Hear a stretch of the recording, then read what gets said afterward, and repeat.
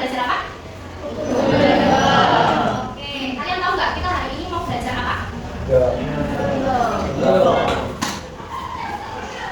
Oke, jadi karena kemarin kita sudah belajar tentang hukum kedua Newton, jadi untuk hari ini kita akan masuk ke sub baru, yaitu hukum ketiga Newton.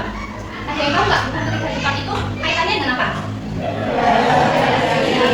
Ya, tepat sekali. Hukum ketiga Newton itu berkaitan dengan gaya aksi reaksi. Nah, kalian pernah mendorong dinding? Apa yang kalian rasakan? Ya, keras. Sekarang kalian coba bayangin, kita dorong dinding ini nih, tapi kalian pakai sepatu roda. Apa yang akan terjadi? Ya, benar. Kita akan mundur. Kenapa? Kalian tahu nggak? Ya, benar. Karena adanya gaya aksi reaksi. Kita memberikan suatu gaya aksi, yaitu dorongan kepada dinding, lalu dinding itu juga akan memberikan gaya reaksi, yaitu dia juga memberikan gaya yang sama, namun arahnya berlawanan, makanya kita bisa terdorong mundur. Kenapa kita nggak maju? Karena gaya reaksi itu arahnya selalu berlawanan dengan gaya aksi. Paham? Oke. Jadi untuk tujuan pembelajaran hari ini, yang pertama, peserta didik diharapkan mampu untuk mengidentifikasi pasangan gaya aksi reaksi dalam kehidupan sehari-hari kita. Yang kedua, peserta didik diharapkan mampu untuk membedakan pasangan aksi reaksi dengan gaya yang bekerja pada suatu benda. Dan yang ketiga, peserta didik diharapkan mampu untuk menerapkan konsep hukum ketiga Newton dalam analisis gerak benda. Kita langsung masuk ke materi aja ya. Nah, ini definisi dari hukum ketiga Newton. Tadi kalian sudah jawab, hukum ketiga Newton itu berkaitan dengan gaya aksi reaksi. Itu memang sudah sangat tepat ya. Nah, untuk gaya aksi reaksi itu sendiri, maksudnya adalah ketika suatu benda diberikan gaya aksi, maka benda tersebut akan memberikan gaya reaksi, yaitu gaya yang sama besar, tapi arahnya berlawanan. Contohnya mendorong dinding, mendorong sampah dan juga lain-lain. Kayak tadi, mendorong dinding pakai sepatu roda, kita memberikan gaya, lalu dinding memberikan reaksi berupa besar gaya yang sama, tapi arahnya berlawanan. Nah, kalau sudah paham, saya memiliki sebuah praktik sederhana hukum ketiga Newton. Nah, kalian sudah membawa alat bahan yang sudah saya pesan untuk dibawa hari ini kan? Sekarang disiapkan di atas meja kalian. Semua sudah mendapatkan alat bahan yang dibutuhkan. Nah, di sini kita butuh sedotan plastik, tisu kering, botol mineral, dan juga meja datar. Langkah yang pertama, kita siapkan alat bahan. Kalian sudah menyiapkan kan? Lalu yang kedua, kita meletakkan botol mineral ke atas meja. Semua botol diletakkan di atas meja. Lalu yang ketiga, menggosok sedotan dengan tisu kering. Caranya gini, kita gosok searah saja. Untuk berapa kalinya saya tidak membatasi. Kalau saya sampai tangan kita atau jari kita yang ada di tisu ini terasa agak panas. Kalau sudah terasa panas, kita letakkan sedotan yang sudah digosok dengan tisu ke atas botol sini. Nah, kita letakkan ya. Lalu kita coba dekatkan tangan kita. Nah, dia akan mengalami gaya tarik menarik. Magic.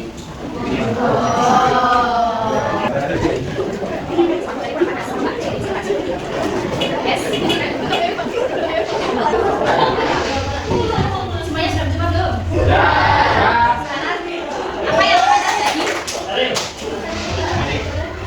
Sekarang apa yang akan terjadi? Jika kita pakai dua sedotan, kita gosok tangan. Lalu nanti yang satu ditaruh di atas, yang satu untuk mengarahkan sedotan yang ada di atas tutup. Coba.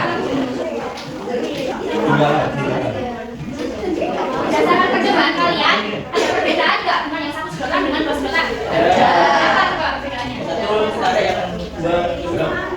Ya, yang pakai sedotan satu aja, dia akan tertarik tangan kita. Tapi yang pakai dua sedotan, dia akan saling tolak-menolak. Dia akan saling menghindar satu sama lain. Ada yang tahu nggak kenapa? Jadi simpelnya gini. Kalau kita menggosok, kalau sedotan ini pakai tisu, nah elektron yang ada di tisu ini, dia akan loncat ke sedotan ini. Makanya dia akan bermuatan elektron yang sangat banyak. Nah, kenapa kita deketin ke kanan? Kok malah tarik menarik sih? Nah, karena elektron yang di sini tadi itu kan sangat banyak. Jadi dia tuh bisa membuang semua elektron yang ada di tangan. Jadi secara langsung tangan kita itu jadi positif muatannya, walaupun secara listrik tangan kita itu netral. Tapi karena ini tadi, jadinya tangan kita bisa bermuatan positif. Makanya dihasilkan gaya tarik menarik. Paham? Lalu kenapa kok dua sedotan malah tolak-menolak? Nah, karena kita tadi gosoknya kan satu arah bareng. Setelah itu kan berarti ini berdua ini punya muatan yang sama nih. Nah, dia kan sama-sama negatif, sama-sama punya elektron. Saat kita taruh, lalu kita deketin, karena dia tuh sama-sama punya elektron, maka dia akan tolak-menolak karena bentuknya sama. Paham? Sederhananya seperti itu. Nah, kan kalian sudah melakukan sebuah praktikum sederhana. Sekarang, apakah kalian bisa menyimpulkan dari percobaan ini tadi? Siapa yang bisa? Oke, silakan.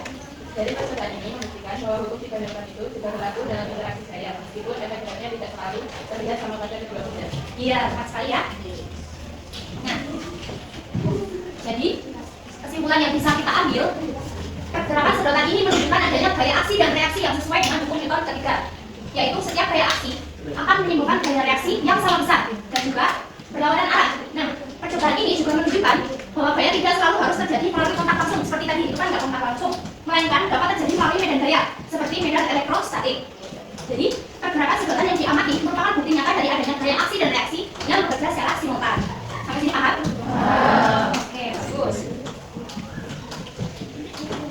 Nah, nggak terasa nih, kita sudah sampai di ujung pembelajaran. Nah, sekarang saatnya refleksi. Bagaimana perasaan kalian hari ini? Kalian bisa pilih emosi mana yang menggambarkan perasaan kalian hari ini?